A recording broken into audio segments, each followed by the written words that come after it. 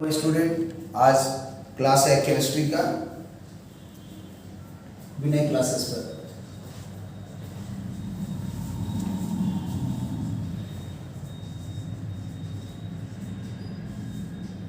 और केमिस्ट्री में ये चैप्टर्स है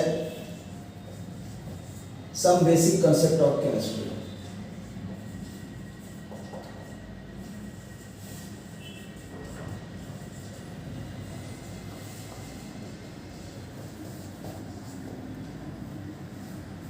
मेन सब्जेक्ट हो गया केमिस्ट्री, ना कि फिजिक्स, मैथ्स या बायोलॉजी, और उसी का ही केमिस्ट्री का कंसेप्ट, और वो भी एडवांस कंसेप्ट नहीं, बेसिक कंसेप्ट। और बेसिक कंसेप्ट में भी पूरा नहीं, उसमें से कुछ ही कंसेप्ट। तो इसमें पूरा 1 दर्जन 12 कंसेप्ट है जो इसके सिलेबस में है। और आज का टॉपिक्स में जो इस चैप्टर नंबर 1 का समझा जाए, पहला चैप्टर्स हो गया ये चैप्टर 1, और इसके अंदर का जो चौथा कंसेप्ट है 1.4 लिख दे रहे हैं, तो इसको बोलते हैं कॉन्सेप्ट ऑफ एलिमेंट, कंपाउंड। और जब एलिमेंट आएगा तो एटम आएगा, और कंपाउंड आएगा तो मॉलिक्यूल होगा।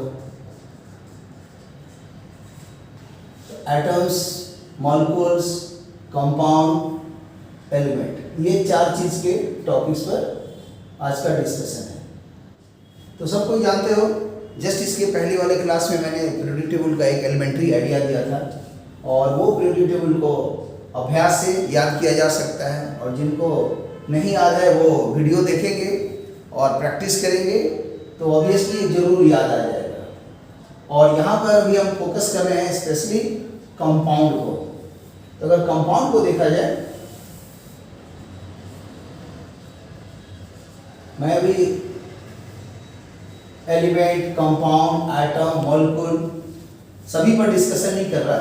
इसके अंदर लेकर एक चीज कंपाउंड, और इसी वर्ड को फोकस करते हुए डिस्कशन कर रहे हैं। और किसी दिन एलिमेंट और एटम से भी डिस्कशन करेंगे, लेकिन अभी है कंपाउंड और मॉलिक्यूल से रिलेट करेंगे। तो जानते हैं कि कंपाउंड को, अगर इसके पहले तो कॉन्सेप्ट नंबर 3 नंबर पढ़ाया गया था, जिसमें था कि नेचर ऑफ मैटर, कि मैटर का नेचर क्या है। तो उसको बोल सकते हैं टाइप्स ऑफ मैटर। और टाइप्स ऑफ मैटर में होता क्या है, पहला है फिजिकली, जिसमें था सॉलिड और फ्लूइड, और फ्लूइड में ही लिक्विड और गैस था। और जैसे ही वो केमिकली आया, तब वो आ गया impure substance and pure substance, और प्योर सब्सटेंस में ही आ गया एलिमेंट और कंपाउंड। और इम्प्योर सब्सटेंस को बोलते हैं मिक्सचर, और मिक्सचर्स में भी आ जाएगा 2 होमोजेनस मिक्सचर्स और हेटेरोजेनस मिक्सचर्स, और हेटेरोजेनस मिक्सचर में भी आ जाएगा 2, जिसको बोलते हैं कोलाइड और सस्पेंशन। तो यहाँ पर अभी हम उतना डिटेल में heterogeneous mixture, suspension and colloid की बात नहीं कर रहा हूँ, और होमोजेनस मिक्सचर सॉल्यूशन का भी बात नहीं कर रहा हूँ। और सीधा आ जाइए प्योर सब्सटेंस में एलिमेंट और कंपाउंड है। तो एलिमेंट है मतलब उसका एटम भी आएगा, तो जहाँ एलिमेंट है वहाँ एटम भी आता है और मॉलिक्यूल भी आता है। तो उस पर भी मैं चर्चा नहीं कर रहा हूँ। आज के चर्चा का विषय है कंपाउंड। तो जो मैंने लिखा है कि जो भी केमिकली जो देखते हैं तो वो कैसे क्लासीफाई है, तो pure substance and impure substance. और प्योर सब्सटेंस में 2 है, एक एलिमेंट है और एक कंपाउंड है। इसका मतलब every compound is a pure substance, but every pure substance you cannot say that will be always compound। और ठीक उसी तरह every element is pure substance, but every pure substance is not the element, क्योंकि उसके concept ही है कि pure substance divided है 2 part में, एलिमेंट और कंपाउंड में। तो अब देखा जाए कि ये कंपाउंड एक्चुअली है क्या, डेफिनेशन क्या है, कंसेप्ट क्या है। तो इसको सीधा समझा जाए कि जब कभी भी दो या दो से ज़्यादा एलिमेंट अगर आपस में केमिकली रिएक्ट करते हैं और वो भी एक डिफरेंट प्रोपोर्शन में, तब जो भी नया चीज बनेगा उसी को कहा जाता है कंपाउंड। अर्थात बोल सकते हैं इंग्लिश में इसको कि व्हेन एनी टू और more than two elements combine chemically with each other by a different proportion in weight, then whatever the new resulting thing is obtained, that is known as compound. और ये compound जब भी होगा तो क्या होगा, एक ऑप्शन दे सकते हैं कंपाउंड का कि ऑर्गेनिक कंपाउंड और इनऑर्गेनिक कंपाउंड। तो जान ही रहे कि ऑर्गेनिक कंपाउंड अगर पढ़ना होगा तो ये ऑर्गेनिक चैप्टर्स का कंसेप्ट हो गया, जिसके अंदर में सबसे पहले हम लोग पढ़ते हैं, सीधा समझिए, स्ट्रक्चर्स, फिर उसका एक तरह से नेमिंग, और साथ में उसका पढ़ते हैं फिजिकल प्रॉपर्टीज़, केमिकल प्रॉपर्टीज़, फिर उसका प्रिपरेशन, यूजेस और रिएक्शन मैकेनिज्म टर्म्स सब भी आएगा। तो अभी हम लोग उस पर बहुत ज़्यादा फोकस नहीं कर रहे हैं ऑर्गेनिक को। और इनऑर्गेनिक में भी बहुत से कंपाउंड हैं जिनको एक बोल सकते हैं कि मतलब जितने भी ऑर्गेनिक कंपाउंड दिखाई देते हैं, अच्छा खासा ऑर्गेनिक कंपाउंड होता है। और ऑर्गेनिक कंपाउंड के अंदर में आता है मेनली कि कार्बन रहेगा, फिर हाइड्रोजन रहेगा, फिर ऑक्सीजन रहेगा, फिर हैलोजन, सल्फर, नाइट्रोजन, फास्फोरस, ये 7 चीज़ें। और याद करने का तरीका होगा कि यहाँ याद करो किसी का नाम है SNP और इसको समझो CHO, और इसको अगर हम X लिख दें तो समझो चॉक्स SNP। तो एक कार्बन, एक हाइड्रोजन, एक ऑक्सीजन, एक hydrogen, fluorine, bromine, iodine, sulphur, nitrogen, phosphorus. और इसी के नीचे में अगर लिख दिया जाए, C के नीचे मान लिया जाए X1, H के नीचे X2, O के नीचे X3, X के नीचे X4, S के नीचे X5, इसमें X6 और यहाँ लिख दिया जाए X7, जहाँ ये सब क्या है, होल नंबर है। होल नंबर का मतलब 0, 1, 2, 3 ऐसे करके जो नंबर्स आते हैं इसको बोलते हैं होल नंबर। तो इसी में से कोई भी यहाँ लिख सकते हैं। अगर 0 आएगा मतलब वो एब्सेंट है, और जब 1 आएगा तो वो एलिमेंट जो है आइटम्स के रूप में एक ही बार आ रहा है। अगर कहीं पर लिख दिया H2 का आंसर 2 तो H2 हो गया, माने वो हाइड्रोजन आइटम 2 बार आया।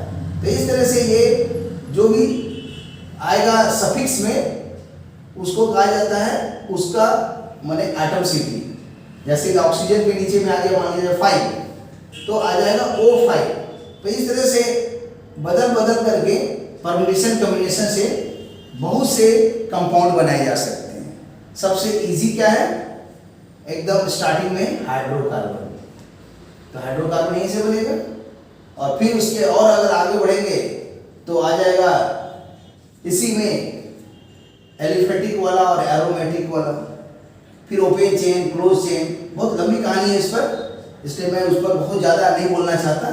अभी बस ब्रीफ में इतनी समझिए कि ऑर्गेनिक कंपाउंड के जितने भी ये नाम आएंगे उसमें कंफर्म है कि ये कार्बन रहेगा। और इसके बारे में पूरा पढ़ने के पहले कार्बन चैप्टर्स जो P ब्लॉक का एलिमेंट है, carbon, silicon, germanium, tin lead, उस प्रॉपर्टीज को पूरा थॉरोली पढ़िए और तब जाकर के इस टॉपिक्स को पढ़िए, तब ये ऑर्गेनिक केमिस्ट्री का थोड़ा क्लियर होगा और ये भी कंपाउंड के अंदर में आ गया। फिर उसी तरह इनऑर्गेनिक कंपाउंड होगा, तो जो इस फॉर्मेट का नहीं रहता है वो सब इनऑर्गेनिक कंपाउंड है। उसके भी लाखों करोड़ों कंपाउंड के नाम हैं।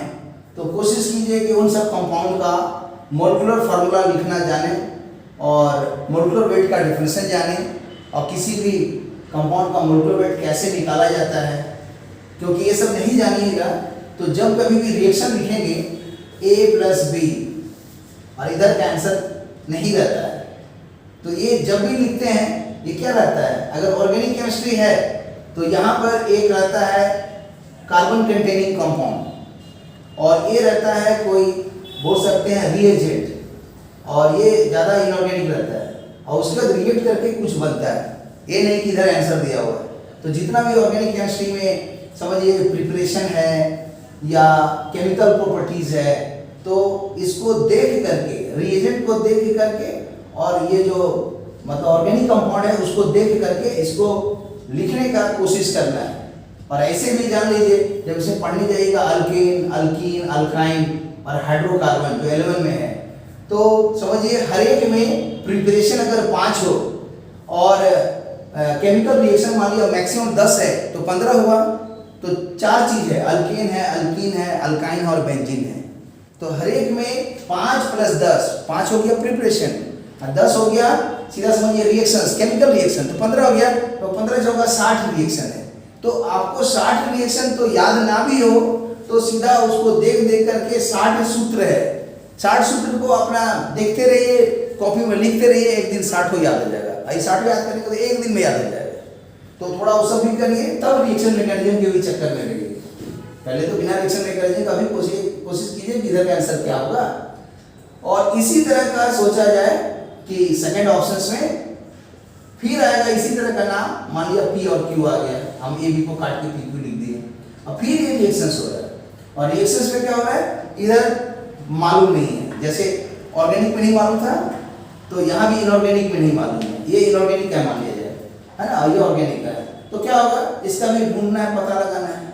तो 10th क्लास में क्या रहता था, CBSE में सबको जानते हो कि ये आंसर भी लिखा रहता था, इधर का भी आंसर लिखा रहता था। तो जब सब कुछ लिखा है तो कुछ करना ही नहीं है, खाली यहाँ पर कुछ स्टोइकियोमेट्रिक कोएफिशिएंट ये बैठा देना है, फिर यहाँ पर B बैठा देना है, यहाँ इक्वलिटी साइन दे देना है, यहाँ C बैठा देना है और यहाँ D बैठा देना है। और उसके बाद यूज करना है कि जितने भी लेफ्ट साइड में एलिमेंट का नाम होगा, जैसे ये तो कंपाउंड है तो जब कंपाउंड का नाम लिखेंगे तो इस तरह का लंबा चौड़ा नाम आएगा।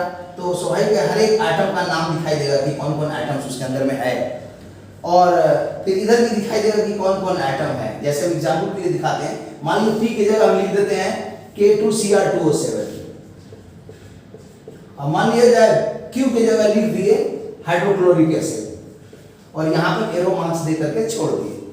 बोले कि चलिए इसका आंसर ढूंढा जाए कि कैसे निकलता है। तो नेचुरली जब इसको निकालने जाइएगा, केमिकल रिएक्शंस है ये और ये कॉन्सेप्ट नंबर हम लोग का पड़ेगा 11 नंबर में, 12 में ये 11 नंबर में है। तो नेचुरली जब इस आंसर्स को अगर हम लोग निकालने जाएंगे केमिकल रिएक्शंस का तो पता चलेगा, ये तो पता है पोटेशियम डाइक्रोमेट है, डी ब्लॉक एलिमेंट का एक क्रोमियम है, उसी का कंपाउंड है और ये 12th क्लास में एकदम जबरदस्त है, पढ़ाया जाता है। एक और आता है इसी तरह का K-MnO4, दोनों ही कैसे बनाया जाता है और क्या उसका माने केमिकल रिएक्शंस है, क्या फिजिकल प्रॉपर्टीज है, क्या यूजेस है, क्या उसका स्ट्रक्चर है, बहुत डिटेल में पढ़ना है। हार्डली माने 2-4 पेज में पूरा एक खत्म हो जाता है टॉपिक्स। डी ब्लॉक में खोजोगे तो जरूर मिलेगा। तो उसके अगर लेवल पते हैं तो इसका आंसर लिखा जा सकता है। ऐसा नहीं कि 10 की जगह इधर का आंसर पता है और इधर उधर हीटेड ट्रायल से बना दिया।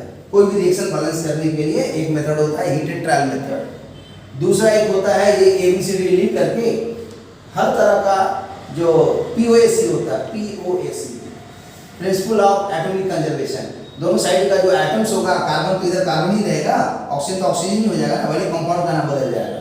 तो सबका अगर एक हर एलिमेंट के लिए POAC लगा दे और इक्वेशन लिखें तो मान लिया जाए बहुत सा इक्वेशन आया और पता चला कि रिएक्शन में तो हमको ABCD 4 स्टोइकियोमेट्रिक कोएफिशिएंट निकालना है और 3 ही रिएक्शन मिला है, तब तो लगेगा कि आंसर तो निकलेगा नहीं, क्योंकि कम है रिएक्शंस, 3 इक्वेशन मिल रहा है POAC लगा करके। तो उसका बनाने का तरीका होगा कि ABCD में कुछ भी वैल्यू जो 3 इक्वेशन मिला है अपने मन से कुछ भी बैठा दीजिए, 2, 3, 4, 5, 6 कुछ भी बैठा दीजिए और 0 मत बैठाइए और उसके बाद तीनों इक्वेशंस में वैल्यू पुट करके सॉल्व कीजिएगा, अपने आप आंसर निकल जाएगा। क्योंकि ABCD 4 को अननोन है और आपको 3 ही इक्वेशन मिला है, तो अपने मन से समझा जाए कि कुछ भी बैठा दिया जाए। तो कुछ भी बैठा दिया जाए मतलब क्या हो गया, एक की जगह 5 बैठा दिए या 6 बैठा दिए और इक्वेशंस को जो भी आया है, मान लिया ABCD के चलते 4 इक्वेशंस आया, पहला इक्वेशंस, ये दूसरा इक्वेशन और तीसरा इक्वेशन। और वेरिएबल कौन है, ए बी सी डी 4 है। तो बोलेगा 4 वेरिएबल और 3 इक्वेशन से कैसे बनेगा। तो उसका लॉजिक सिंपल है कि जब वो बनाइएगा, सॉल्व कीजिएगा वैसा टाइप का न्यूमेरिकल, तो आपको दिखाई देगा कि वो सारा जो आंसर दिखेगा एक प्रोपोर्शन में कुछ वैल्यू आएगा। और प्रोपोर्शन में आया मतलब समझा जाए कि ए बी सी डी है ना, तो एक आंसर मान लिया ए ही रह गया, बी का आंसर भी ए के टर्म में आ गया, सी का आंसर भी डी के टर्म में आ गया। तो उस वक्त क्या करेंगे कि पुट कर देंगे कुछ भी वैल्यू अपने मन से, माने ए का वैल्यू या बी का वैल्यू या सी का वैल्यू या डी का वैल्यू कोई भी एक तो पुट कर देंगे। तो जब अपने मन से ए बी सी डी में कोई भी एक वैल्यू पुट कर देंगे, जैसे मान लिया कि पुट कर देते हैं हम डी को या सी को 3, तो जब इसको C3 पुट कर दिए और हमारे पास जो इक्वेशन दिया हुआ है 3 तो सॉल्व करने के बाद वो सारा ABCD निकल जाएगा। तो ट्राई करके देखिएगा, जब इस पर न्यूमेरिकल्स आएगा तो मैं बताऊंगा। और यही रिएक्शंस का रिजल्ट जो है मतलब एक निकाला जाता है by partial reaction method. Partial reaction method मतलब जो ये हेवी है, ये कैसे कैसे स्प्लिट होगा वो थोड़ा हाई लेवल से सीखा जाता है कि एसिडिक नेचर में ये कैसे रिएक्ट करता है। तो आप आसानी से माने उसको सिंपल रिएक्शंस में कन्वर्ट करके जो बेसिक पढ़े हैं कि एसिड और बेस मिलके सॉल्ट और वाटर बनता है, और सिंपल जो एलिमेंट्री आइडिया है रिएक्शंस का उसके हेल्प से पार्शियल रिएक्शन से बनाया जा सकता है, तो वो भी हम सिखाएंगे। फिर और एक मेथड होता है जिसको बोल सकते हैं कि ऑक्सीडेशन नंबर मेथड से भी बनता है। फिर एक होता है आयन इलेक्ट्रॉन मेथड से बनेगा। फिर एक और होगा जिसको बोल सकते हैं कि एक्सपीरियंस मेथड, कि आपके पास इतना एक्सपीरियंस हो गया है कि क्वेश्चन को देखते साथ LHS RHS सब याद कर लिए हैं और सारा कोफिशिएंट ए का बी का सी का डी का सब याद कर लिए हैं, तो वो भी एक मेथड हो गया। तो पहला मेथड क्या बताए, heat and trial. Heat and trial में क्या रहता है, अपने मन से ABCD कुछ कुछ वैल्यू बैठा के 2 3 4 5 करके देखते हैं, बन जाता है। और उसके लिए कंडीशंस क्या है कि ये RHS भी मालूम होना चाहिए और LHS मालूम होना चाहिए, तब होगा। अगर ऐसा है तो वो हीट एंड ट्रायल कभी भी लगेगा ही नहीं, बनेगा ही नहीं। ये पहला मेथड हो गया। और दूसरा मेथड क्या है, तो दूसरे मेथड में है कि उसको बना सकते हैं ये स्टोकियोमेट्री मेथड से, कि ABCD मल्टीप्लाई करेंगे और इक्वेशन मान लीजिए 4 की जगह ABCD 4 है, 4 की जगह 3 मिला और उसी में वैल्यू बैठा दीजिए, जो मन करे ABCD का इक्वेशन आएगा, सॉल्व कर दीजिए, क्वेश्चन बन जाएगा, है ना। ABCD में से कोई भी बैठा दीजिए, डी बैठाइए, सी बैठाइए, बी बैठाइए और 3 इक्वेशन है, सॉल्व कर देगा, आराम से निकल जाएगा। क्यों निकल जाएगा कि आपके पास 3 इक्वेशन है। और चौथा, आपने अपने मन से यहाँ पर ए को या बी को या सी को डी को किसी को कुछ बैठा दिए जबरदस्ती। क्यों बैठा दिए जबरदस्ती, क्योंकि ए सब जो है ना ये यूनिटरी मेथड फॉलो करता है, प्रोपोर्शनल में है। मान लिया अगर एक आंसर निकल गया ए बी सी और डी, तो नेक्स्ट आंसर निकालना चाहेंगे ना, इसमें सीधा एक तो मल्टीप्लाई कर दीजिए के, तो यहाँ भी ए के बी के सी के और डी के आ जाएगा, जहाँ के का नंबर क्या है, कोई भी रैशनल नंबर हो सकता है और वो सारा आंसर सही है, इनफाइनाइट आंसर निकलेगा। तो उसका बेहतर तरीका है कि आप सी को या बी को या डी को किसी एक को वैल्यू बैठा दिए, तो आपके पास तो पहले से 3 इक्वेशन था लेकिन वैल्यू 4 था, लेकिन आपको एक कंसेप्ट मिला कि ये सब तो प्रोपोर्शन में रहता है, तो अपने मन से ABCD को कुछ भी बैठा दीजिए। तो जब बैठा देंगे तो चौथा इक्वेशन आ गया ना। अब पहले से आपके पास 3 इक्वेशन था ही, तो आराम से 4 इक्वेशन मिल गया, 4 और 9 हो गया, बन जाएगा। तो इस तरह से भी बनाया जाता है। इवन आयनिक रिएक्शंस भी कभी कभी IIT JEE एडवांस में आता है और इधर का आंसर दिया हुआ मान लिया जाए, बोलेगा इसको बैलेंस कीजिए, आप ABCD लिखिए, बराबर कीजिए, क्वेश्चन बन जाएगा। और कभी कभी तो इनऑर्गेनिक का रिएक्शन, ऑर्गेनिक का रिएक्शन ऑप्शन देख करके मतलब बनाया जा सकता है। तो कभी मौका लगेगा हम उसको भी बताएंगे कि ABCD का ऑप्शन देख करके कैसे खोजा जाता है, चाहे ऑर्गेनिक का रिएक्शन हो चाहे इनऑर्गेनिक का रिएक्शन हो, तो सभी बताया जाएगा। तो अभी तो बेसिक है, स्टार्टिंग है, तो सीधा समझिए पहला आ गया हीट एंड ट्रायल मेथड या इंस्पेक्शन मेथड। दूसरा आ गया जिसको बोल सकते हैं स्टोकियोमेट्री मेथड, ABCD मल्टीप्लाई कर दिए और POC लगा दिए, क्वेश्चन बन गया। तीसरा हो गया जिसको बोल सकते हैं कि ये पार्शियल मेथड से ब्रेक करके। चौथा हो गया ऑक्सीडेशन नंबर मेथड से। पांचवा हो गया आयन इलेक्ट्रॉन मेथड से। और छठा मेथड हो गया एक्सपीरियंस मेथड की रट लीजिए। तो ये 6 मेथड दिमाग में रखिए और अभी इसको हाईलाइट में मैं बोल रहा हूँ क्योंकि जब टॉपिक से आएगा केमिकल रिएक्शन तो 6 को मैं स्टेप वाइज सारा बताऊंगा, लेकिन अभी यहाँ जरूरत पड़ रही है क्या जरूरत पड़ रही है कि क्वेश्चन नंबर 11 में पढ़ाया जाएगा, अभी तो 4 नंबर पढ़ा रहा है, तो क्वेश्चन नंबर 11 में है कि यही रिएक्शन आएगा जो कैसा रहेगा कि या तो उसको बनाइए इंस्पेक्शन मेथड से या हीट एंड ट्रायल मेथड से, या दूसरा मेथड स्टोइकियोमेट्री एबीसीडी बैठा दीजिए अगर राइट साइड दिया हुआ तो, तब इक्वेशंस बना दीजिए। अगर एबीसीडी 4 को दिख रहा है और इक्वेशन 3 ही मिला तो भी घबराना नहीं है, क्यों? एबीसीडी ये सब प्रोपोर्शनल आंसर आता है, इसलिए कहीं भी एबीसीडी की जगह कुछ भी बैठा दो। जैसे मैंने सी को बैठा दिया इतना, ऑलरेडी 3 इक्वेशन दिया है, तो 3 इक्वेशन आई तो अपने मन से आया ये इक्वेशन, तो 4 इक्वेशन मिला और 4 वेरिएबल एबीसीडी सॉल्व कर दीजिए जैसे भी, है ना, तो नेचुरली वो आंसर निकल जाएगा कि ए बी डी कितना था, और वो सब बैठा दीजिए, इक्वेशन बैलेंस हो गया। और उसके बाद मेथड है पार्शियल मेथड, और पार्शियल मेथड के बाद हो गया ऑक्सीडेशन नंबर मेथड, और उसके बाद आ गया आयन इलेक्ट्रॉन मेथड, लास्ट में हो गया एक्सपीरियंस मेथड। तो 6 टॉपिक को है, मैं थोड़ा सा आप लोगों को दिमाग में बैठाने का कोशिश करता हूँ।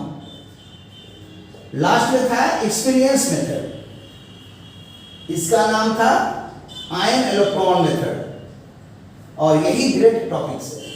मतलब आयन इलेक्ट्रॉन मेथड्स मैं सिखाऊंगा जब ये टॉपिक्स आएगा तो इसके जानने के बाद कोई भी रिएक्शंस 12th क्लास की किताब का हो या 11th क्लास का किताब हो, चाहे वो आयनिक रिएक्शन हो या मॉलिक्यूलर रिएक्शंस हो, दोनों ही अवस्थाओं में उसको बैलेंस किया जा सकता है, और सारा केमिकल प्रॉपर्टीज इनऑर्गेनिक का याद कर सकते हो, और प्रिपरेशन भी उसका, ठीक है।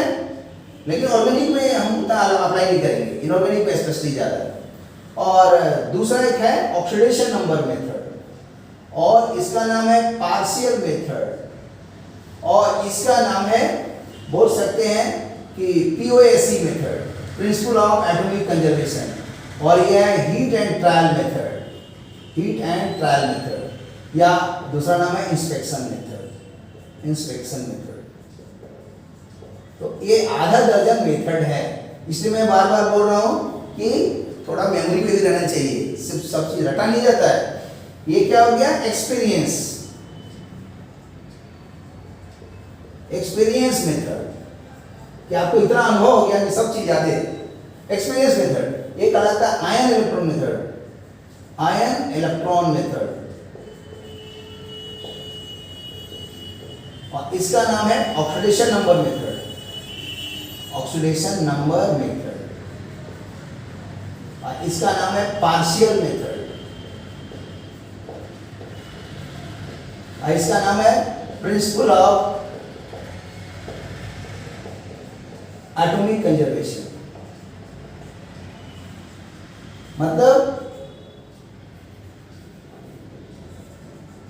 मतलब हुआ कि कोई भी रिएक्शंस दिया हुआ है, जैसे एग्जाम्पल देते हैं, मान लिया जाए CHHYOZ, ये हाइड्रोकार्बन है कंटेनिंग ऑक्सीजन, और इसका हम ऑक्सीडेशन करा रहे हैं, और इसका आंसर क्या होगा? पहले तो अपने ढूंढने का कोशिश कीजिए, तो आंसर मालूम हो जाएगा। जिनको नहीं मिला मैं आंसर दे रहा हूँ, ये आंसर होगा CO2 फॉर्म करता है, और फॉर्म करता है वाटर, और यही रिएक्शन से एनर्जी, इसको हम लिख देते हैं कि हीट एब्जॉर्ब, या मतलब बोल सकते हैं इमिट करेगा, रिलीज करेगा, एक्सोथर्मिक एंडोथर्मिक रिएक्शन जो होता है। तो इसको आजकल लिखने का कॉन्सेप्ट है, ऐसे नहीं लिख करके ऐसा लिखा जाता है, ऐसे सेमीकोलन दे करके डेल्टा H एंथैल्पी, और ये एंथैल्पी हमेशा final enthalpy minus initial enthalpy. अगर मान लीजिए फाइनल एंथैल्पी कम है और इनिशियल ज़्यादा है तो ये माइनस में आएगा, निगेटिव में आएगा, और वही शो करेगा कि एक्सोथर्मिक है। तो यहाँ पर ये समझ सकते हैं कि जो हम लोग बायोलॉजी में पढ़ते हैं कि जो भी हम लोग मतलब न्यूट्रिएंट फूड लेते हैं तो वो इस फॉर्म में है, और जो मतलब सांस लेते हैं, क्योंकि लाइफ को चलाने के लिए, जीवन को चलाने के लिए क्या चीज़ है? वो है माने प्राण, प्राण माने सांस, सांस माने प्राण।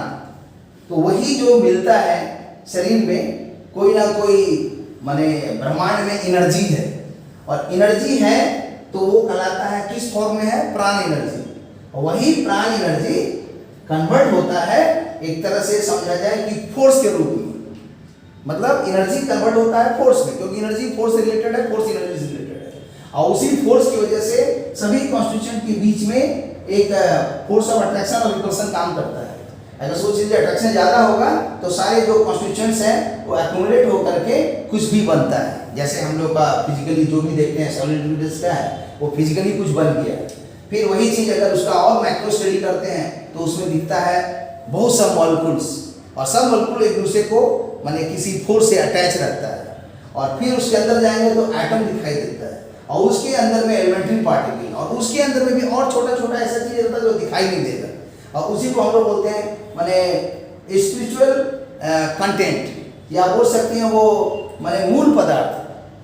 मूल पदार्थ माने वो मतलब बोल सकते हो कि अभी ऑब्जेक्ट है जिसके बारे में नहीं जानता आदमी क्या है, तो ऐसा थोड़ा कि कुछ भी नहीं है। तो जैसे आकाश में हम देख रहे हैं कि कुछ है ही नहीं है, लेकिन वो बोलना गलत है। आकाश के अंदर में दो चीज़ होता है, एक होता है डार्क एनर्जी और एक होता है डार्क मैटर। तो डार्क एनर्जी क्या करता है कि वो अंदर के स्पेस को बढ़ाता है, और जो डार्क मैटर होता है वो उसको माने खींचता है।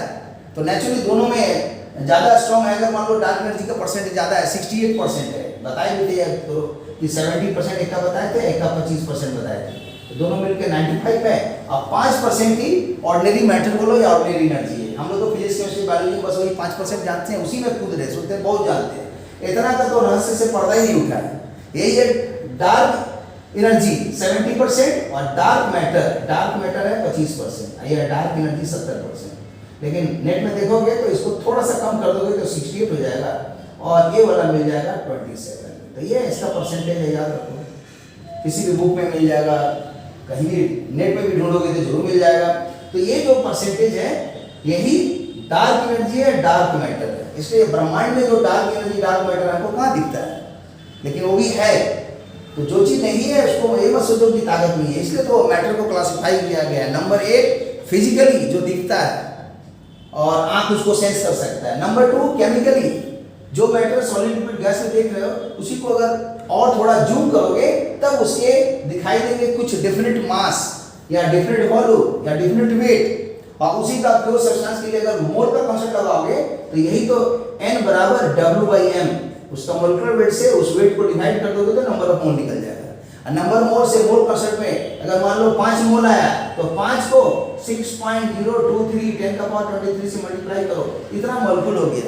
और एक मोलिक्यूल में अगर 8 एटम दिख रहा है तो 8 से गुना कर दोगे तो उतना एटम हो जाएगा। यानी तो सबसे दिख रहा है एटम मोलिक्यूल। लोग बोलते हैं कि डाल्टन साहब को एटम दिखाता है, अरे डाल्टन साहब को एटम दिखने के पहले ऋषि कनाद को पहले दिख गया था। तो कहने का मतलब वो मिलता है वैशेषिक दर्शन जब पढ़ोगे तो उसमें उसका डिटेल में मिलता है कि उनको एटम तक का जानकारी थी। और पहले के तो ऋषि मुनि लोग ऐसे थे कि एटम छोड़ दो, एटम से भी छोटा एलिमेंट्री पार्टिकल, उससे भी छोटा जिसको मैं कहा जा सकता है कि देख नहीं सकते हैं, तो उन तक का ही नॉलेज था। लेकिन अभी हम लोग को उतना तक का नॉलेज नहीं है, वही है स्पिरिचुअल कंसेप्शन। तो पहला हो गया फिजिकली, दूसरा हो गया केमिकली, और तीसरा हो गया स्पिरिचुअली। तो 3 तरह के कॉन्स्टिट्यूएंट दिखाई देंगे। तो इस आंसर्स को बोल सकते हैं बायोलॉजी में एक रेस्पिरेशन सिस्टम में ये काम करता है। तब CO2 फॉर्म करता है, H2O फॉर्म करता है, और एनर्जी मतलब बनता है जो शरीर में पावर हाउस में माइटोकॉन्ड्रिया में जाकर के जमा होता है, हम लोग का एनर्जी मिल करके हम लोग काम करते हैं। और ठीक इसका अगर उल्टा लिख देंगे रिएक्शंस, जैसे मान लो कहीं लिख दिया CO2 पहले ही, और फिर लिख दिए H2O, और फिर यहाँ पर इसको आगे बढ़ा करके इसमें कुछ एनर्जी सप्लाई कर दें, तो वो क्या एनर्जी होगा, तो बोल सकते हैं कि जैसे प्लांट है तो प्लांट में क्या रहता है, ग्रीन पिगमेंट है, और सूरज की रोशनी से वो क्या होता है, यहाँ एनर्जी, ये जो एनर्जी यहाँ लिखे थे H, वही इसको मिलता है, और ये फोटोन के टर्म में मिलता है, और उस समय ये कन्वर्ट हो जाता है CHHYOZ, प्लस बाई प्रोडक्ट के रूप में ऑक्सीजन मिल गया। तो ये बोल सकते हैं कि फोटोसिंथेसिस है, यही है फोटोसिंथेसिस।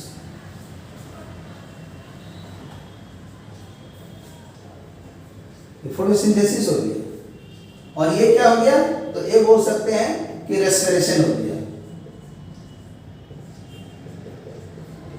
बायोलॉजी में भी यूज होता है ये, और केमिस्ट्री में भी हमारा यूज होता है। कहाँ यूज होता है केमिस्ट्री में? ये वाला टॉपिक्स यूडियोमेट्री। जब यूडियोमेट्री पढ़ोगे तो उस समय ये सब रिएक्शन लिखा जाता है, और इसी को मैं बोल रहा हूँ हीट एंड ट्रायल मेथड से बैलेंस करोगे तो यहाँ पर अपने मन से कुछ भी मल्टीप्लाई कर सकते हो, ए यहाँ बी यहाँ सी यहाँ डी। और अगर चाहोगे कि नहीं हम इसमें ए बी सी डी में करके फिर बाद में तीन रो निकालेंगे इक्वेशन। क्यों निकालेंगे? क्योंकि इधर में कार्बन दिख रहा है, हाइड्रोजन दिख रहा है, ऑक्सीजन दिख रहा है, ऑक्सीजन दिख रहा है, इसलिए लेफ्ट साइड में तो तीन ही एलिमेंट है। तो यहाँ आएगा तो ऐसा थोड़ा है कि तीन एलिमेंट यहाँ पर 15 एलिमेंट में कन्वर्ट होगा। देख लीजिए, कार्बन है तो फिर कार्बन दिख रहा है, ऑक्सीजन है तो ऑक्सीजन दिख रहा है, हाइड्रोजन है तो हाइड्रोजन दिख रहा है। अंतर सिर्फ क्या होता है, ये जो फॉर्म किया है यही वाला ब्रेक कर जाता है, और ये वाला भी ब्रेक कर जाता है एटम के रूप में, इसका बॉन्ड ही तोड़ देता है, ionic bond, covalent bond, coordinate bond. अब फिर से वो रीअरेंज होकर के ऐसा बनता है। तो यहीं पर अगर आप POAC लगा दें, यहाँ A मल्टीप्लाई कर दें, B मल्टीप्लाई कर दें, C मल्टीप्लाई कर दें, D मल्टीप्लाई कर दें, और हर एटम का माने वो लगा दें POAC, principle of atomic conservation, कि आफ्टर रिएक्शंस जो शुरू में नंबर ऑफ एटम कार्बन का था बाद में भी उतना ही रहेगा। तो स्वाभाविक है बहुत सारे रिएक्शंस मिलेगा, इक्वेशंस मिलेगा। यहाँ पर ABCD है तो 3 इक्वेशंस मिलेगा, मुझे पता है। क्यों? क्योंकि कार्बन हाइड्रोजन से 3 ही एलिमेंट है, तो कहाँ से ज्यादा मिलेगा। और अपने मन से बोले ही है कि वेरिएबल तो यहाँ पर दिख रहा है, इक्वेशंस में आ जाएगा, यहाँ A यहाँ B यहाँ C यहाँ D 4, और हमको तो मतलब 3 ही है, तो कैसे बनेगा? रिएक्शंस तो 3 है, अननोन चाहिए 4, तो उसका चिंता करने का जरूरत नहीं है, प्रोपोर्शनल में है, इसलिए यहाँ पर A B C D में कुछ भी बैठा सकते हैं। तो कुछ भी बैठा सकते हैं तो ज्यादा आसान है ना, 1 बैठा दे। तो इसीलिए यहाँ जब 1 बैठा दिए तो स्वाभाविक है A की जगह 1 हो गया, डायरेक्ट शुरू से ही बना सकते हैं बिना ABCD लिखे हुए। डायरेक्ट मन में सोच लो कि एक है यहाँ पर, तो यहाँ पर क्या कर देंगे, B लिख देंगे, C लिख देंगे, D लिख देंगे। तो B C D 3 ही अननोन है ना, तो आप उसको लगा के देखिए, POC से क्वेश्चन बन जाएगा और सारा रिएक्शन आराम से लिख सकते हो। तो इस तरह से बायोलॉजी का रेस्पिरेशन और बायोलॉजी का ठीक उसका उल्टा तरीका है जो फोटोसिंथेसिस।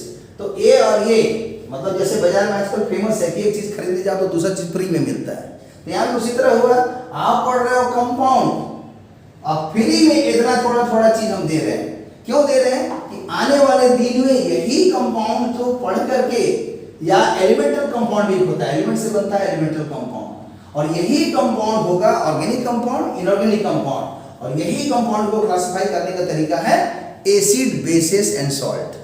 ठीक है? हम लोग कभी कभी स्कूल में बच्चों लोग से पूछा करते थे भाईवा में, कैसे बोलते थे कि भाई ठीक है तुम बताओ कि एक एलिमेंट का नाम बताओ, तो बच्चे क्या बोलते थे? बोलते थे सर एलिमेंट का नाम H2SO4। बोले वाह वेरी गुड। हम बोले बहुत अच्छा, तुमको तो एलिमेंट पता है H2SO4। हम बोले कंपाउंड बताओ। बोले सर कंपाउंड में सोडियम। तो हमको समझ में आता है कि बच्चों का लेवल कहाँ है, और बच्चों का लेवल कहाँ है वो उसका कारण कौन है? ये सिस्टम का दोष है। अब सिस्टम का मतलब आप समझो, हम डिटेल में तो नहीं बोल सकते कि कौन कौन इसमें दोषी है। तो सिस्टम इसमें दोषी है कि बचपन से ही बच्चा मैंने आपको मिला हुआ है -3 क्लास से, -3 क्लास से मिला है, और आप मजे से उससे पैसा कमा रहे हैं, और वो भी कैसा कमा रहे हैं? अच्छा खासा पैसा। थोड़ा लिख देते हैं, देखिए -3 -2 -1 0, और ये -3 क्या है? प्री नर्सरी, ये है नर्सरी, ये LKG और UKG। ठीक है? अब आएगा लिफ्ट, ऊपर बढ़ रहा है, अब आया स्टैंडर्ड 1 2, फिर आया समझ लीजिए 3 4 5, फिर आया 6 7 8, फिर आया 9 10 11 12, और ना जाने जगह ही नहीं है क्या लिखें। इतने का समझिए कि बच्चा 1 से लेके 12 तक 12 वर्ष तपस्या किया, और यहाँ जमीन के अंदर में 4 वर्ष तपस्या किया। 16 वर्ष तैयारी करने के बाद, पढ़ने के बाद, माँ पिताजी का पैसा खर्च होने के बाद बच्चा कहीं का नहीं रहता। तो कहीं तो सिस्टम में दोष है, और जिस देश का एजुकेशन नहीं, वो देश की दशा क्या होगी। सब तो माने विदेशों का देखिए, बहुत जगह का कितना अच्छा मैंने पढ़ाई का सिस्टम है। पहले सरकार को एजुकेशन पर ध्यान देनी चाहिए, दूसरा हेल्थ पर ध्यान देनी चाहिए, और तीसरा होगा कि मतलब कैसे हम लोग अपना लाइफ अच्छे से बिताएं, शांति से बिताएं। पैसा ही दुनिया में सब कुछ नहीं होता है। तो इसलिए एक सिस्टम में काम करने से जरूर बच्चे सुधार करेंगे, सुधरेंगे। तो इसीलिए ये एक कंपाउंड, मैं तो देखता हूँ इंटर में बच्चे आते हैं तो पूछते हैं कि भाई कंपाउंड का डेफिनेशन बताओ, तो बच्चा दांत नहीं तोड़ता है, बोलता सर कंपाउंड का नहीं मालूम। हम बोले इसीलिए तो तुम लोग कंपाउंड जब पूछते हैं तो कंपाउंड का एग्जाम्पल में सोडियम बोलते हो, और एलिमेंट का नाम बोलते हैं तो H2SO4 बोलते हो। तो स्वाभाविक है, आप एकदम सही बात मैं बोल रहा हूँ। आप कोई भी इंसान मिले, थोड़ा उसे पूछे तो भाई आप एलिमेंट को डिफाइन कीजिए, तो डिफाइन कर दे तो हम मान लेंगे। या कभी उसको बोलिए ना कि ठीक है फिजिक्स में जो पढ़ाई होता है इलेक्ट्रिक पोटेंशियल, विद्युतीय विभव, डिफाइन कीजिए, तो बच्चे डिफाइन नहीं करने से रटते हैं, उसको लॉ को रटते हैं। अरे इलेक्ट्रिक पोटेंशियल को डिफाइन करना है, मैं थोड़ा सा एक लाइन में सुना देता हूँ। Electric potential at any point due to either a single point charge or n discrete point charges which are scattered either in the one dimension or two dimension or three dimension following a rule, or continuous charge distribution or continuous charges which are distributed either in the one dimension or two dimension, three dimension following a rule, or as a whole all thing is present. And if a unit positive charge is brought from the reference point to the point where you have to find the potential where you have to find the potential, and that is simply defined as work done to bring the point charge from the reference point to the point by any track with the uniform kinetic energy known as potential at that point due to the distribution of the charges. मैं तो कोई मतलब रट के नहीं बोला, अगर इसको 10 बार भी बोलेंगे तो मैं वही बोलूँगा। तो मैंने थीम को समझना, जब थीम समझ जाएंगे तो सब चीज समझ जाएंगे। इसी तरह आप घर में थोड़ा ट्राई कीजिएगा, मैं तो ऐसे ही थोड़ा सा दिखा रहा हूँ। तो एक है कि इक्विवेलेंट वेट, आप डिफाइन कीजिए तो इक्विवेलेंट वेट क्या होता है। या एक तो न्यूमेरिकल लीजिए कि कोई मेटल है और वो मेटल का ऑक्सीडेशन हो गया, तो शुरू में उसका वेट W1 था, अब बाद में वेट उसका W2 हो गया। तो बताओ तो कि उस मेटल का इक्विवेलेंट वेट कितना था, जो W1 वेट बढ़ करके W2 हो गया। तो फार्मूले से हिसाब नहीं बनाए जाते हैं, उसके कॉन्सेप्ट से बनाया जाता है कोई भी न्यूमेरिकल, चाहे वो फिजिक्स हो, चाहे केमिस्ट्री हो, चाहे मैथ्स हो। आपको हर चीज़ ना, फिजिक्स हो, केमिस्ट्री हो, मैथ्स हो, विजुलाइज होना चाहिए, वो दिखना चाहिए। अगर दिखेगा आपको सामने में डांस करता हुआ, मैंने समझ लीजिए सब चीज़ें विजुलाइज होगा, तभी आप उसके सही जवाब देंगे। तो यहाँ पर जो भी मैं बात बताया, अब इसको थोड़ा सा मतलब रोकते हैं, क्योंकि थोड़ा इसका स्क्रीनशॉट ले लीजिए, फिर आगे हम और कुछ बताते हैं।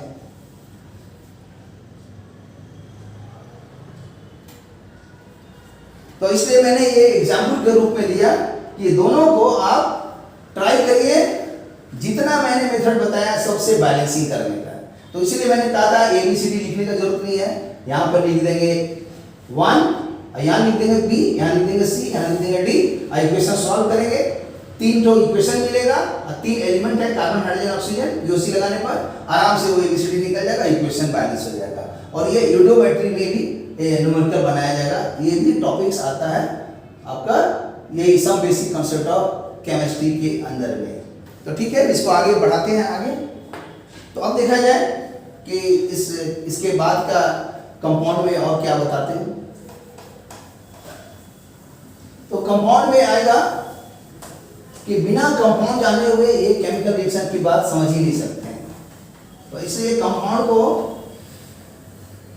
लिख सकते हैं कि जो यहाँ लिखे हुए थे कि जो भी मैटर है, ये मैटर क्लासिफाई था फिजिकली, दूसरा था केमिकली, और एक था स्पिरिचुअली।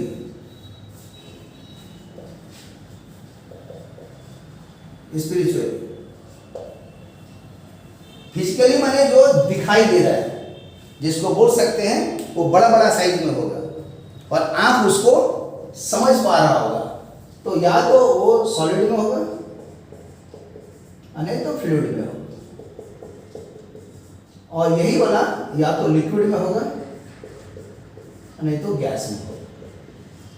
तो जब गैस चैप्टर में आएंगे तो हम लोग पढ़ेंगे बहुत डिटेल में, ये आएगा थर्मोडायनेमिक्स में, और ये केमिकली का अब बताएंगे कि जो केमिकली है इसको भी डिफाइन करेंगे दो पार्ट में। तो यहाँ पर क्या है कि फिजिकली आ गया सॉलिड, और फिर आ गया फ्लूइड, लिक्विड और गैस, और यहाँ पर स्पिरिचुअली और केमिकली, इसी के अंदर में आएगा ये कंपाउंड की बात। तो वो क्या है तो समझ लीजिए, एक आएगा यहाँ पर प्योर सब्सटेंस, प्योर सब्सटेंस, और दूसरा आएगा इम्प्योर सब्सटेंस। ठीक है, केमिकली। और यहां पर आएगा,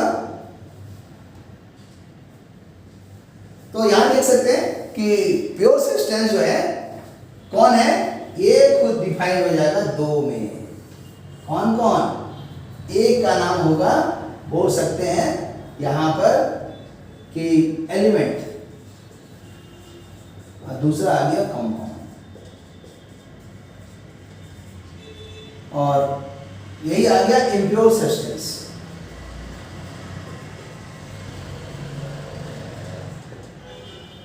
और कोई भी दुनिया का चीज उठाइए, चाहे सॉलिड हो, लिक्विड हो, गैस हो, जैसे इसी को समझ लीजिए, जो मेरे हाथ में पेन है, मार्कर, इसको देख रहे हैं फिजिकली, तो ये फ्लूइड नहीं है, लिक्विड है, सॉलिड है।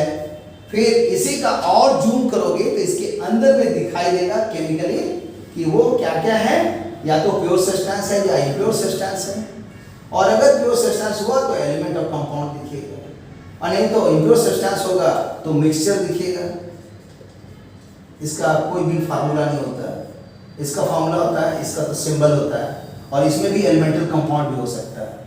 मतलब ये दो टाइप में होता है, एक होता है मतलब बोल सकते हैं मोनोएटॉमिक, और एक होगा पॉलीएटॉमिक। तो जब ये पॉलीएटॉमिक हो जाएगा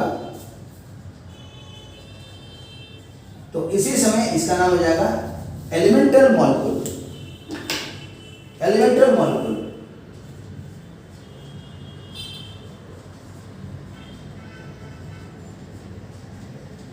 एलिमेंटल मॉलिक्यूल्स। और ये जो मोनोएटॉमिक है, मोनोएटॉमिक, तब ये एक सिंबल के रूप में रहेगा, जैसे हीलियम हो गया या आर्गन हो गया, इस टाइप का, या लिख देते हैं सोडियम भी, इस टाइप का सब आएगा मोनोएटॉमिक में। लेकिन जैसे अगर ऑक्सीजन लिखेंगे तो वो तो अजीब है, वो O भी होता है, O2 भी होता है, O3 भी होता है। तो ए वाला हो गया मोनोएटॉमिक, ये हो गया डायटोमिक, ये हो गया ट्राइटोमिक। तो ये सब एलिमेंटल मॉलिक्यूल होते हैं। और भी बहुत है एलिमेंटल मॉलिक्यूल में, जैसे फास्फोरस का लिख देंगे P4, या सल्फर में लिख देंगे S8 या S6 या S4, या इसी टाइप का कार्बन 60, कार्बन 70। तो ये सब एलिमेंटल मॉलिक्यूल हो गया। और इसका जो मोनोटोनिसिटी होगा एलिमेंटल मॉलिक्यूल का 8 हो गया, इसके लिए 6 हो गया, इसका 4 हो गया, इसका 3 हो गया। तो एटॉमिसिटी कोई भी एलिमेंटल मॉलिक्यूल का कैसे डिफाइन होता है कि उसका एलिमेंटल मॉलिक्यूल का फॉर्मूला लिखेंगे। जैसे फॉर्मूला लिखे हैं, मान लिया जाए P4, तो शो करेगा कि इसमें एक मॉलिक्यूल लिए हैं पॉलीएटॉमिक, जो एलिमेंटल मॉलिक्यूल है। तो इसके अंदर में जब फास्फोरस का एटम काउंट करेंगे तो दिख रहा है 4 को। 4 कैसे दिख रहा है तो समझ लीजिए कि एक पॉइंट P यहाँ पर है, दूसरा पॉइंट P यहाँ पर है, और तीसरा पॉइंट P यहाँ पर है। तो 3 पॉइंट जो है, जानते हो ये ज्योमेट्री में है कि अगर ये 3 पॉइंट एक सीध में नहीं है तो ये एक नॉन कोलिनियर है, तो हमेशा ये एक प्लेन में होता है। 3 points non collinears are always on a plane. तो तीनों तो प्लेन में आ गया, लेकिन चौथा जो होगा ना P4, वो इस ब्लैक बोर्ड से बाहर या अंदर की ओर, जैसे सोच लो यहाँ पर है वो, तो यहाँ P4 हो गया। अब ये P4 हो गया तो इसका माने डायग्राम में दिखाने में थोड़ा आसान होगा, उसको कोशिश करते हैं दिखाने का डायग्राम में। तो P3 तो आ गया, अब P4 को हवा में दिखाना तो मान लीजिए यहाँ कर दिए P4, और अब इसको इससे मिलाते हैं, देखो फिर इससे मिला दिए और इससे मिला दिए। तो देखने से लग रहा है कि इस फास्फोरस के साथ एक बॉन्ड, दूसरा बॉन्ड, तीसरा बॉन्ड, इसमें फास्फोरस का वैलेंसी 3 हो गया। और उसी तरह यहाँ भी देखेंगे तो ए वाला भी उसी तरह का होगा। कैसे? तो ए वाला इससे अटैच है और ए वाला इससे भी अटैच है, ऐसे करके। तो कहने का मतलब ये ए वाला फास्फोरस को भी देख रहे हैं तो ए इससे भी अटैच है, इससे भी अटैच है, इससे भी अटैच है, 3 से अटैच है। और उसी तरह इसको भी देखेंगे तो दिख रहा है एक ऊपर से अटैच है, इससे अटैच है और इससे अटैच है, 3। फिर अगर इसका भी देखेंगे तो ये एक जा रहा है ऊपर में, 1 फिर 2 और फिर 3। तो ये एक तरह से समझ लो कि ट्रायंगुलर पिरामिड जैसा दिख रहा है। तो इस तरह से ये P4 दिख रहा है और ये इसका एक मोनोमर है। और मोनोमर की जगह अगर माने समझ लो पॉलीमर होगा तो ऐसा P4 बहुत सा होगा, और वही P4 बढ़ा देंगे तो हम इसको ऐसे करके इलेक्ट्रोड लिख देते हैं बहुत सारे। तो उसका भी एक डायग्राम में बताएंगे कभी जब फास्फोरस पर आएगा, जब रेड फास्फोरस, व्हाइट फास्फोरस आप पढ़ते हो तो उस समय ये सब बात क्लियर होगी। तो मैंने बताया elemental molecule are made with the element where number of atoms must be more than 1। So examples is O2, O3, P4, S8, S6, S4 and so on, C60, C70. So these are the example of your elemental molecule. और इसकी जो atomicity क्या होगा कि atomicity of any elemental molecule is simply defined as how many atoms are present in the elemental molecular formula. So here S8 means it will have 8 atoms of the sulfur to make the acid. So this is called your elemental molecule. और ये मोनोटोमी एक ही atom है, इसको molecule बोलो चाहे atom बोलो। और compound जो है इसी को जब यहाँ जो लिखे थे यही कंपाउंड हो जाएगा। एक ऑप्शन है इसको मैंने क्लासिफाई करने का कि लिख देंगे इनऑर्गेनिक कंपाउंड,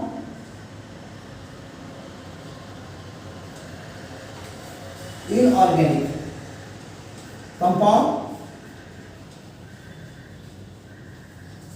और दूसरा होगा ऑर्गेनिक कंपाउंड।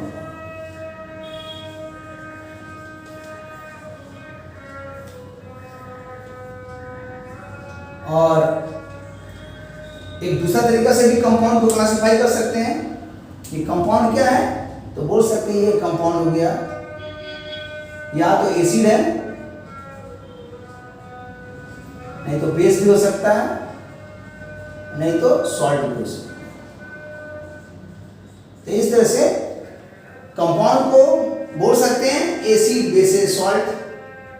स्पेशल केस में वाटर भी ला सकते हैं इसमें। और इधर में आ जाएगा दूसरा तरह से क्लासिफाई करने का ऑर्गेनिक कंपाउंड, इनऑर्गेनिक कंपाउंड। आप केमिस्ट्री में जान ही रहे 3 डिपार्टमेंट है, एक फिजिकल, एक ऑर्गेनिक, इनऑर्गेनिक। तो जब कंपाउंड पढ़ने जाएगा तो पूरा ऑर्गेनिक यहाँ पर पढ़ाई हो जाएगा। जब इनऑर्गेनिक पढ़ेंगे कंपाउंड का तो ये पूरा यहाँ पर आ गया इनऑर्गेनिक। और जहाँ भी ऑर्गेनिक इनऑर्गेनिक का रिएक्शन होगा उसी में पूछना चालू करेगा how much reactant, how much product, कौन लिमिटिंग रिएजेंट है, कौन एक्सेस रिएजेंट है। तो समझ लीजिए वो आ गया फिजिकल केमिस्ट्री। तो इस तरह से सब एक दूसरे से लिंक है और ये फिजिकली आंखों से दिख रहा है।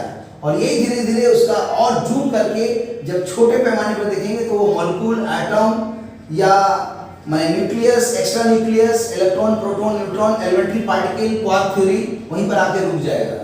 लेकिन उससे भी अगर छोटा छोटा छोटा करते जाएं तब वो कहलाएगा कि जो मूल तत्व था, मूल पदार्थ था, जो एकदम स्टार्टिंग में था, जिस समय ये पूरा ब्रह्मांड यूनिफॉर्म वे में चारों तरफ माने फैला हुआ था, और तब जा करके उसको किसी एनर्जी के द्वारा, जैसे कहा जाता है कि ओम के ध्वनि के द्वारा उसमें एक माने डिस्टर्बेंस क्रिएट कराया गया और बैलेंसिंग कंडीशन फेल हो गया।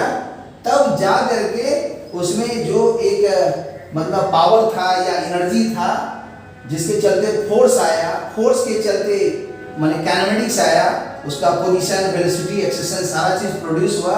तब वो चीजें आपस में एक जगह जमा होने लगा, अट्रैक्शन पावर ज्यादा था रिपल्शन के चलते, इसलिए फिजिकली मतलब सॉलिड, फ्लूइड, लिक्विड, गैस बनना चालू हुआ और ये बड़े बड़े चीजें थी इसलिए आंख से दिखना चालू हो गया। लेकिन जब इसी का छोटा रूप इसको और जूम किए तो वही चीज जैसे यही हो रहा है, देखो ये तो सॉलिड दिख रहा है, लेकिन इसी का जूम करेंगे ना छोटा छोटा तो फिर केमिकली में ये सब में पहुंच जाएंगे, या तो प्योर सब्सटेंस या इम्प्योर सब्सटेंस। और फिर यही मिक्सचर को अगर और डिफाइन करेंगे तो आएगा, यहाँ पर जगह नहीं है फिर भी मैं बोल दे रहा हूँ, एक का नाम आएगा होमोजेनस मिक्सचर, होमोजेनस मिक्सचर, और एक आएगा HT हेटेरोजेनस मिक्सचर्स, और यही वाला आ जाएगा दो, एक आ जाएगा सस्पेंशन और एक आ जाएगा कोलाइड। और इसका डिटेल में पढ़ोगे सरफेस केमिस्ट्री में जाकर के, और ये पढ़ोगे 12th क्लास के सेकंड चैप्टर सॉल्यूशन में, सॉल्यूशन 9 तरह का होता है। तो जब आएगा टॉपिक्स तो वहाँ पर कंसंट्रेशन भी पढ़ना है, मोलरिटी, मोलरिटी, पार्ट पर मिलियन, फ्रैक्शन बाय वेट, फिर और भी बहुत सी चीज़ है। तो कहने करते हैं कि सब एक दूसरे से लिंक में है, कोई माने अछूता नहीं है, कोई अलग नहीं है। तो यही वाला फिजिकली जो देख रहे थे बड़ा बड़ा आंखों के द्वारा मजे से देख रहे थे, बड़ा चीज था, फिर उसी को जब इसको जूम करेंगे तो इसके छोटे छोटे चीज दिखाई देंगे, और वो बताया कि मॉलिक्यूल्स है या बहुत सा मॉलिक्यूल एक दूसरे से अटैच होगा, माने उसमें पॉली मॉलिक्यूल होगा, तभी वो कुछ डिफरेंट मास होगा और वेट होगा या डेंसिटी होगा, और उसके अंदर में लिंकेज होगा एक मॉलिक्यूल का दूसरे मॉलिक्यूल से। उसका एग्जांपल में आता है वैन डेर वाल्स फोर्सेस। और फिर उसके बाद आएगा मॉलिक्यूल, मॉलिक्यूल का एटम, एटम के बाद न्यूक्लियस, एक्स्ट्रा न्यूक्लियस, फिर electron, proton, neutron, elementary particle, quark theory, बस यहीं पर आके खत्म हो गया। और ये तो फिजिक्स केमिस्ट्री दोनों में पढ़ाई होती है एलिमेंट्री पार्टिकल। और इसी के आगे बढ़ने से उससे भी जो छोटा हो जाएगा वो ना फिजिकली दिखेगा ना केमिकली दिखेगा, तो वही हो गया एक गॉड के रूप में बोलो या महान चीज हो गया, वही स्पिरिचुअली हो गया। और उसको हम लोग जितने भी 5 सेंस हैं और मैंने उसे देख ही नहीं सकते, तो उसके लिए थोड़ा स्पिरिचुअल नॉलेज होगा, 6 सेंस, तभी जा करके इस चीज़ों को देख सकते हो और समझ सकते हो। और यहीं पर कहा जाता है कि यहाँ पर गॉड है और यहाँ भी गॉड है और यहाँ भी गॉड है, तो गॉड इज एवरीवेयर, कहीं भी मैंने उनका मैंने नाम लो, गॉड सब जगह है। तो इतना ही आज के जो टॉपिक्स में मैंने बताया है। और कंपाउंड को जो डिफाइन करने के लिए मैंने वर्ड कहा था कि what is compound. So compound is nothing but simply the chemical combinations of 2 or more than 2 elements to form the new product, but when they react chemically they must react with each other by definite proportion by weight to get the answer of the resulting compound, a resulting substance. That resulting substance is known as the compound. तो उसका example में तो दे देते हैं, समझ जाओगे। जैसे मान लो वो कंपाउंड बनाना है सल्फ्यूरिक एसिड, तो लिख देंगे यहाँ पर सल्फ्यूरिक एसिड, या और इजी बताते हैं, मान लिया हमको बनाना है वाटर, तो कैसे बनाएंगे, एक हाइड्रोजन लेंगे और ऑक्सीजन लेंगे और यहां बना देंगे वाटर। तो जब हाइड्रोजन को लिखेंगे तो सिंबल के रूप में लिखाता है H, और ऑक्सीजन को लिखते हैं O के रूप में। और हाइड्रोजन हमेशा जब भी लिखा जाता है H को या तो H लिखते हैं, नहीं तो H2 लिखते हैं, नहीं तो H प्लस लिखते हैं या H माइनस लिखते हैं। लेकिन कभी भी H3 या H4 या H इन्फिनिटी ये सब नहीं लिखते हैं। पता लगाइए क्यों नहीं लिखते हैं। और यहाँ पर ऑक्सीजन में भी उसी तरह, कभी ऑक्सीजन को ऐसे लिख देते हैं, कभी ऑक्सीजन में 2 माइनस लिख देते हैं, तब ये ऑक्साइड, पेरोक्साइड, सुपर ऑक्साइड के रूप में आएगा, तो फिर इसका ऑक्सीडेशन नंबर बदल देते हैं।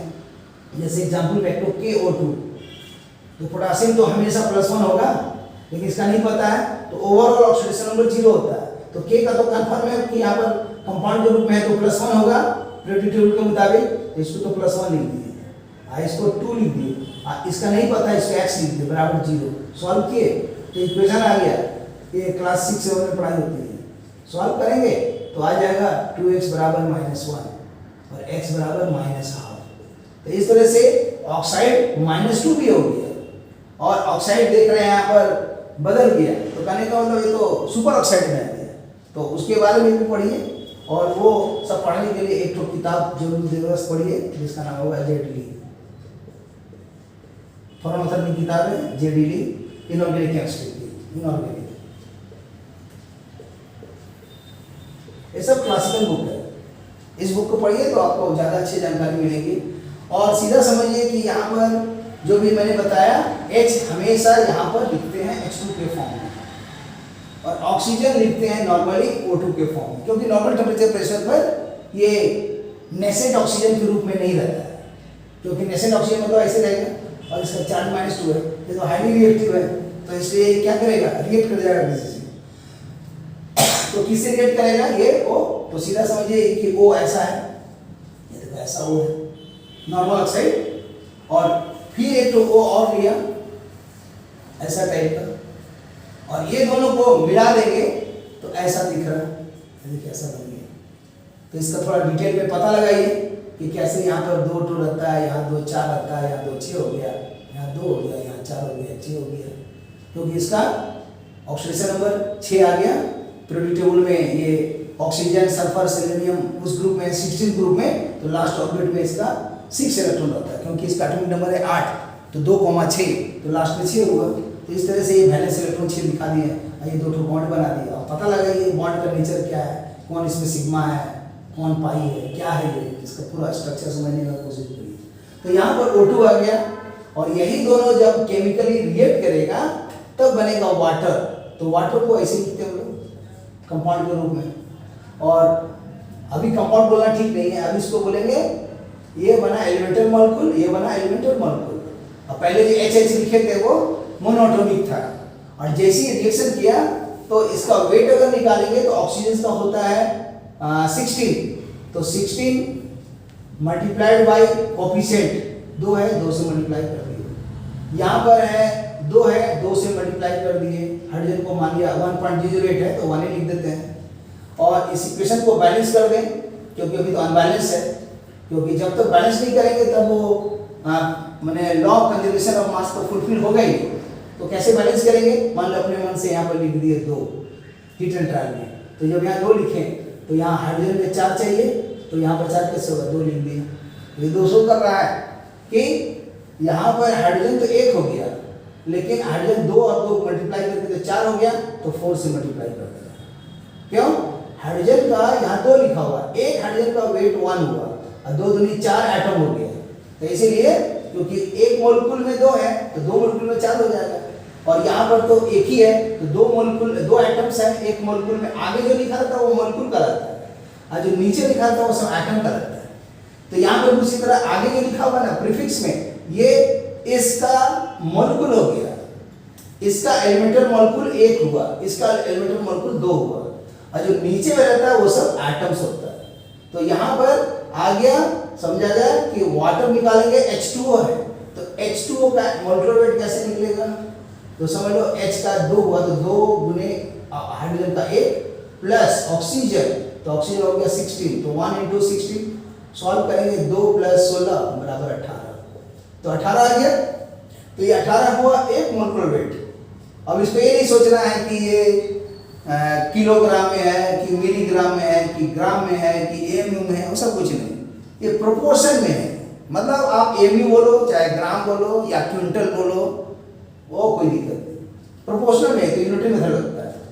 तो इसलिए इसको ग्राम चलिए इजी सोचिए, या किलोग्राम भी सोच सकते हैं, एमयू भी सोच सकते हैं, और 2 से मल्टीप्लाई कर दिए तो फाइनली क्या हो गया, 4 × 1 4 हो गया, और ये 16 × 2 क्या हो गया, 32 हो गया, और ये 36 हो गया।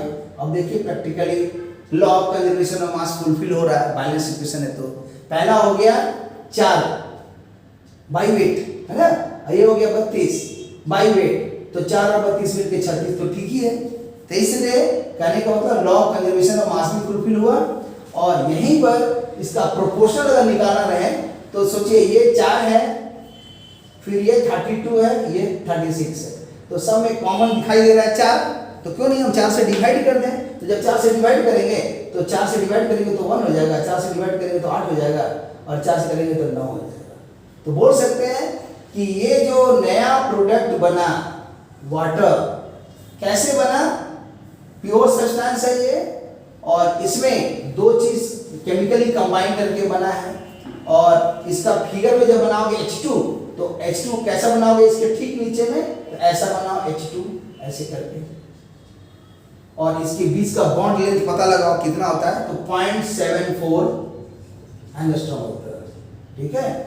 और इसका ग्राफ खींचने का कोशिश करो, कैसे, तो एक हॉरिजॉन्टल लाइन ड्रॉ करो, इधर लाइन ड्रॉ करो, यहाँ लिखो R, यहाँ लिखो पोटेंशियल एनर्जी नहीं तो फोर्स, और इसका डायग्राम क्या होता है वो डायग्राम खींचने का कोशिश कीजिए कि कैसा डायग्राम होता है। अभी हम नहीं खींचेंगे, होमवर्क दे रहे हैं, अब ना समझ में आएगा कि क्या क्या चीज है ये। और यहाँ पर जो ऑक्सीजन है वो भी ऑक्सीजन यहाँ रिएक्ट कर रहा है, तो इसको भी यहाँ फिजिकली दिखा दो कि वो ऐसा टाइप का है, ये वाला ऐसे दिखाई दे रहा है, ये वाला ऐसे दिखा रहे हैं, हम कोफिशिएंट नहीं दिखा रहे।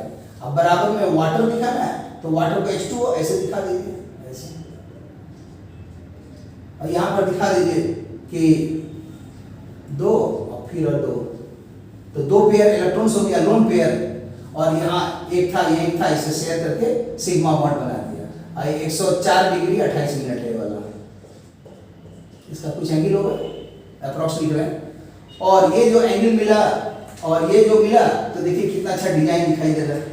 अब लेकिन यहाँ पर तो 2 लिखा था, तो ऐसा वाला 2 ठो बनाना पड़ेगा, क्योंकि एक मोलेक्युल तो है नहीं, 2 मोलेक्युल है, तो ऐसा ऐसा 2 ठो बना दीजिए, एक ठो और बना देते हैं, कहे मैं 2 लिखे, अलग अलग 2 ठो बना देते हैं, थोड़ा डिजाइन कीजिए, दिमाग दौड़ाइए, बस और कुछ नहीं है। ऐसे बना, नहीं भी ध्यान से चलेगा। अब फिर यहाँ पर दिखा रहा हाइड्रोजन का मोलेक्युल, 2 ठो मोलेक्युल आ रहा है, तो एक मोलेक्युल दिखाएं, एक मोलेक्युल और दिखा देते हैं इसके बगल में, ऐसा मोलेक्युल। अब ये मोलेक्युल 2 मोलेक्युल हो गया, यहाँ एक मोलेक्युल हो गया, और देखने से लग रहा, देखा जाए 1 2 3 4 हाइड्रोजन, वही तो 1 2 3 4 हाइड्रोजन दिख रहा है।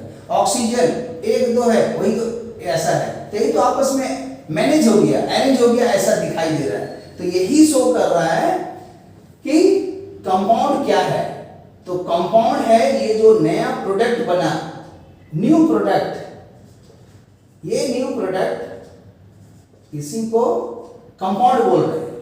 और कैसे बना, तो जब कभी भी 2, एक ये हुआ दूसरा ये हुआ, 2 या 2 से ज्यादा एलिमेंट अगर केमिकली कंबाइन हो रहा है, मतलब bonding, ionic bond, covalent bond, coordinate bond, तो जो ये आपस में केमिकली कंबाइन किया, तो कैसे कंबाइन किया, तो इसका 4 एटम लिया, इसका 2 एटम लिया, अर्थात इसका 1 मोलेक्युल लिया, इसका 2 मोलेक्युल लिया, और तब जाकर के इसका वेट 4 हुआ बाई वेट, तो इसका 32 हुआ, तो law of conservation of mass हुआ और 36 हो गया, बैलेंस करने के चलते, तो इसलिए हमें इक्वल टू लिख दिए। और इसी को प्रोपोर्शनली कन्वर्ट किए तो शो कर रहा है कि ये दोनों मतलब बाई वेट 1:8 में 1:8 में एक दूसरे से रिएक्ट करता है। ऐसा नहीं कि 1:9 या 1:7, तो ये एक निश्चित अनुपात है बाई वेट, जिससे कि ये आपस में केमिकली रिएक्ट किया, 2 या 2 से ज्यादा एलिमेंट, तब जाकर के एक नया प्रोडक्ट बना, और यही नया प्रोडक्ट को कंपाउंड बोलते हैं। अगर इतना एनालिसिस समझ गए तो अब इसी को सेंटेंस में हम पूरा करते हैं और वीडियो इसी में रोकेंगे कि what is compound. So compound is the new product which is formed, which is obtained by chemical reactions of 2 or more than 2 elements. They may be similar or dissimilar. They chemically react by proportions in the different proportion by weight. Then whatever new product is made, this is known as organic or inorganic compound or your acid, bases and soil. तो आज के class को मैं इतने में रोकता हूँ। Next class में इसके आगे का एसिड रेडिकल, बेसिक रेडिकल और भी कुछ बताएंगे, क्योंकि जब तक कंपाउंड के पूरे चर्चा नहीं होंगे तब तक आप आगे रिएक्शंस नहीं समझेंगे। Okay, thank you for watching the video, और फिर मिलते हैं। और एकदम चीज़ों को एनालिटिकली पढ़ने का सीखने की कोशिश कीजिए। रटने का जमाना चला गया, समझना है, एंजॉय करना है, कि दिखाई देना चाहिए कि कंपाउंड क्या है। तो okay, thank you, see you again, bye.